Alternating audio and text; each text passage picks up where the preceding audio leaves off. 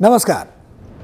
पश्चिम Asia में बढ़ते तनाव और खास तौर पर स्ट्रेट ऑफ हॉर्मुज के आसपास बने हालातों को लेकर भारत सरकार लगातार सतर्क और सक्रिय नजर आ रही है।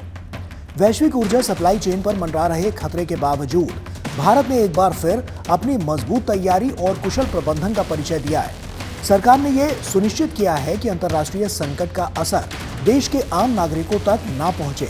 इसके लिए तमाम प्रयास किए गए हैं, चाहे बात एलपीजी सिलेंडर की हो, दवा और फर्टिलाइजर की हो, पेट्रोल डीजल की उपलब्धता की हो या फिर बिजली या गैस सप्लाई की हो। भारत सरकार ने इनकी आपूर्ति में कोई कसर नहीं छोड़ी है।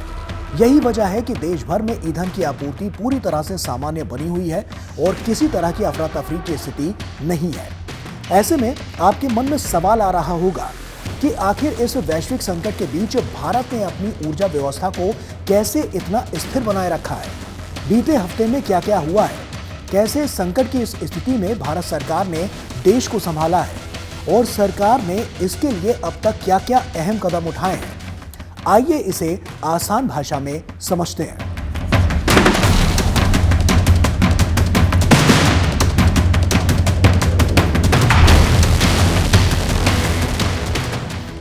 दरअसल भारत सरकार ने इस चुनौतीपूर्ण समय में प्रोएक्टिव मैनेजमेंट का शानदार उदाहरण पेश किया है। एक तरफ जहां दुनिया के कई देशों में ऊर्जा संकट की स्थिति बनती दिखाई दे रही है, वहीं भारत में 10 अप्रैल को ही 51.5 लाख से ज्यादा एलपीजी सिलेंडर की डिलीवरी सामान्य रूप से की गई है। इससे साफ है कि सप्लाई चेन पूरी तरह से मजबूत और एक्टिव है। इतना ही नहीं, डिजिटल सिस्टम को बढ़ावा देते हुए करीब 98% एलपीजी बुकिंग अब ऑनलाइन हो रही है और 93% डिलीवरी डीएसी यानी डिलीवरी ऑथेंटिकेशन कोड के जरिए हो रही है, जिससे पारदर्शिता बढ़ी है और कालाबाजारी पर रोक लगी है। सरकार ने सिर्फ सप्लाई ही नहीं बढ़ाई, बल्कि लोगों को जागरूक करने पर भी जोर दिया है। बीते 8 दिनों में करीब 2900 अवेयरनेस कैंप लगाकर 5 किलो वाले छोटे एलपीजी सिलेंडर को बढ़ावा दिया गया है, जिससे गरीब और प्रवासी मजदूरों को राहत मिली है। 23 मार्च से अब तक 12 लाख से ज्यादा छोटे सिलेंडर बेचे जा चुके हैं, जो इस बात का प्रमाण है कि सरकार जमीनी स्तर तक राहत पहुंचा रही है। ऊर्जा सुरक्षा को मजबूत बनाने के लिए सरकार ने एक और बड़ा कदम उठाया है, जो कि है पीएनजी यानी पाइप्ड नेचुरल गैस को तेजी से बढ़ावा देना। अब तक 4.15 लाख नए पीएनजी कनेक्शन चालू किए जा चुके हैं और लगभग 26,000 से ज्यादा लोगों ने एलपीजी छोड़कर पीएनजी अपनाया है। इससे एलपीजी पर दबाव भी कम हो रहा है और देश साफ और सस्ती ऊर्जा की ओर तेजी से आगे बढ़ रहा है। इसी के साथ सरकार ने उद्योगों का भी पूरा ध्यान रखा है। कॉमर्शियल एलपीजी की सप्लाई को संकट से पहले के लगभग 70% स्तर तक पहुंचा दिया गया है, ताकि दवाइयों, खाद्य पदार्थों और अन्य जरूरी चीजों का उत्पादन प्रभावित ना हो।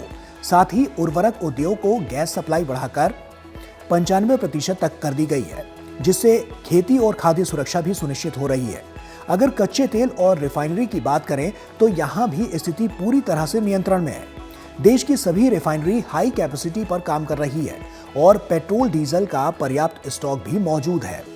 अंतर्राष्ट्रीय कीमतों में बढ़ोतरी के बावजूद सरकार ने आम जनता को राहत देते हुए पेट्रोल डीजल पर 10 रुपए प्रति लीटर एक्साइज ड्यूटी कम कर दी थी, जो सीधे तौर पर लोगों की जेब पर असर कम करने का बड़ा फैसला है।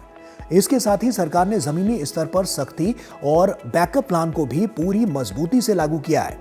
देश भर में कालाबाजारी और जमाखोरी रोकने के लिए अब तक करीब 1 लाख से ज्यादा छापे मारे जा चुके हैं, जिनमें 57,000 से ज्यादा सिलेंडर जब्त किए गए हैं। 950 से अधिक एफआईआर दर्ज हुई है और 229 लोगों को गिरफ्तार किया गया है, जो सरकार की कड़ी निगरानी को दर्शाता है। वहीं समुद्री सुरक्षा और सप्लाई की बात करें तो भारत ने यहां भी अपनी ताकत दिखाई है। भारत का एलपीजी पोत जग विक्रम सुरक्षित रूप से स्ट्रेट ऑफ हॉर्मुज पार कर चुका है और 20,400 मीट्रिक टन एलपीजी लेकर 15 अप्रैल को मुंबई पहुंचने वाला है। ये इस बात का संकेत है कि भारत अपनी सप्लाई लाइन को हर हाल में सुरक्षित बनाए रखने में सक्षम है। सबसे बड़ी बात, सरकार ने भारतीय नागरिकों की सुरक्षा को भी सर्वोच्च प्राथमिकता दी है। अब तक 2009 से ज्यादा भारतीय नाविकों को सुरक्षित वापस लाया जा चुका है और विदेशों में मौजूद भारतीयों के लिए 24x7 हेल्पलाइन और सहायता व्यवस्था भी लगातार जारी है। करीब 8.7 लाख लोग अब तक पश्चिम एशिया से भारत लौट चुके हैं, जो इस बड़े स्तर के प्रबंधन को दर्शाता है। तो कुल मिलाकर देखें तो पश्चिम एशिया में तनाव और हॉर्मोज के आसपास बने संकट के बावजूद भारत ने जिस तरह से ऊर्जा, सप्लाई और नागरिक सुरक्षा को संभाला है वो बेहद सराहनीय है। मजबूत नीतियां, तेज फैसले और जमीनी स्तर पर असरदार क्रियान्वयन, ये सब मिलकर भारत को इस वैश्विक संकट में भी एक मजबूत और आत्मनिर्भर देश के रूप में स्थापित कर रहे हैं। यही वजह है कि आज भारत में ना तो ईंधन की कमी है और ना ही घबराहट का माहौल है, बल्कि एक ऐसा भरोसा है कि सरकार हर स्थिति से निपटने के लिए पूरी तरह से तैयार है। इसी के साथ इस खास जानकारी के वीडियो में फिलहाल इतना ही। नमस्कार।